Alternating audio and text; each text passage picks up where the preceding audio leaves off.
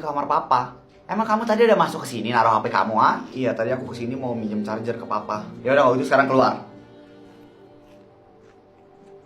Ya ngapain masih di sini? Oh ya, Pak. Kenapa tuh tumben semua jalan-jalan papa gak ada di sini? Bersih gitu aja. Kemana mereka? Papa udah nyuruh mereka pulang. Loh, kenapa? Ya karena ada kamu. Papa nggak mau kamu ngerasa nggak nyaman di rumah ini. Padahal papa nggak perlu loh ngelakuin itu. Karena aku juga nggak pernah nyaman, Pak, di rumah ini.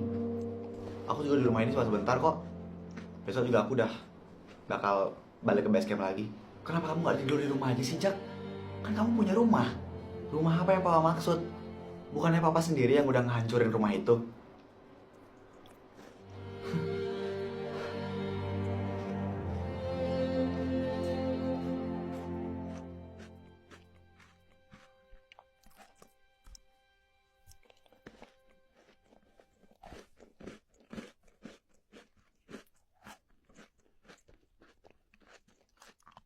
Duh, gue masih belum punya bukti apa-apa, tapi malah udah ketahuan sama papa.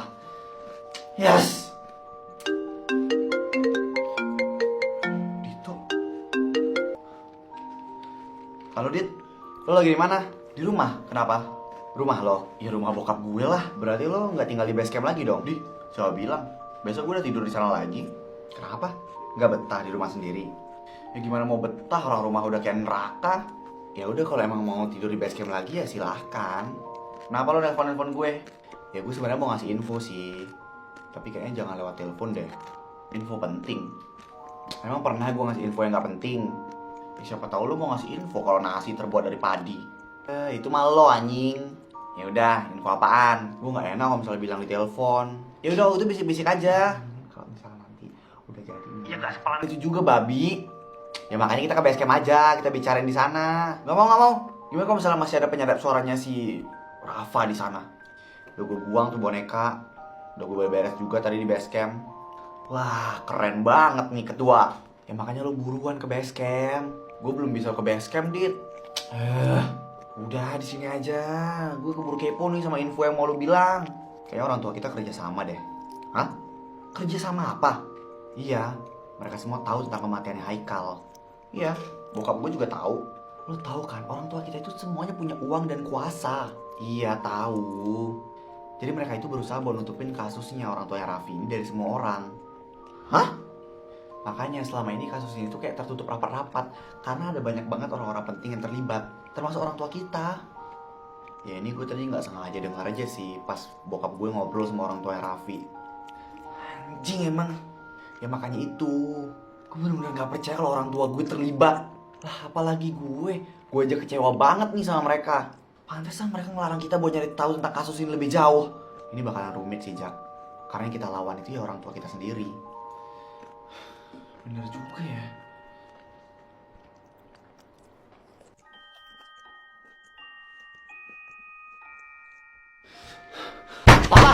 Pak, buka. Kenapa sih, Jaka? Jawab aku dengan jujur ya, Pak. Ya apa? Bener Papa terlibat sama kasus kematian Haikal? Pak, jawab aku. Ya kamu gak perlu tahu. Jadi bener ya Papa terlibat? Papa ngelakuin ini demi kebaikan kamu juga, Jak.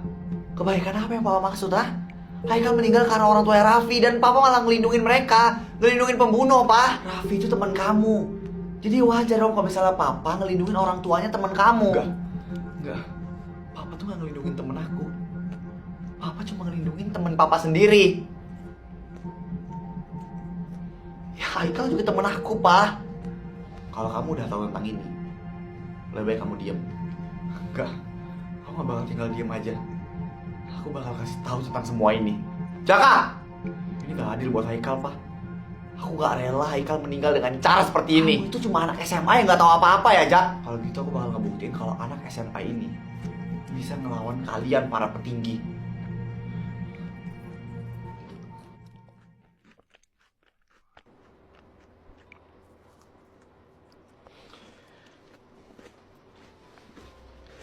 Hai Jaka.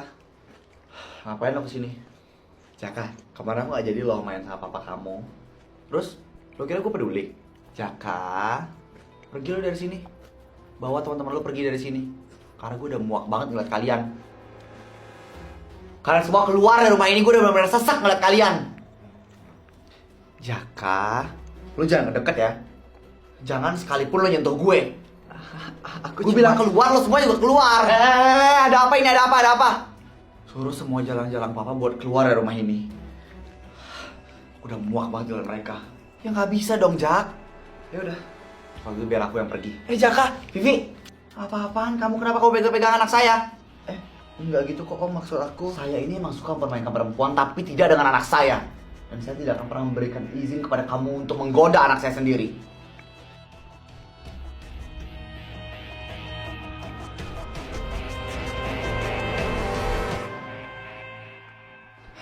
Untung aja gue udah nemu surat perjanjian kerjasama antara papa sama papanya Raffi. Jadi gue bisa ke kantor polisi sekarang. Jaka, keluar kamu, Jak!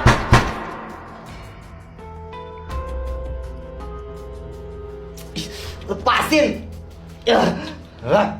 Papa apaan sih? Kenapa papa nyuruh dia buat nangkap aku? Papa tahu ya kamu diam-diam masuk ke kamar papa buat ngambil surat perjanjian itu kan? Papa nggak akan biarin hal itu terjadi, Jaka. Pak, aku cuma mau keadilan untuk Haikal. Tapi papa juga bertanggung jawab buat ngelindungin teman papa. Teman papa itu pembunuh, tau nggak? Bawa dia masuk dan kunci. Enggak, aku nggak mau. Pak! Jaka, jangan pernah kamu melanggar perintah papa. Atau papa akan berbuat tegas sama kamu. Silahkan ya papa jadi orang tua yang tegas. Aku bakal terus memberontak. Bawa dia ke kamarnya. Sini kamu. Ayo. Papa! Pak, suruh dia ngelepasin aku, Pak. Maafin papa ya, Jak.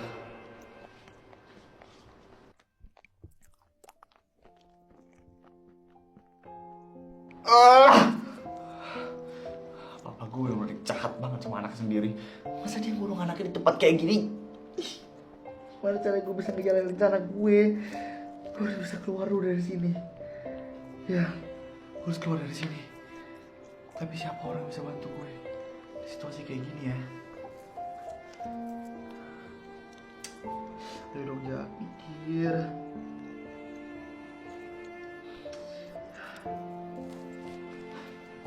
Ya, gue tahu orang yang bisa bantu gue.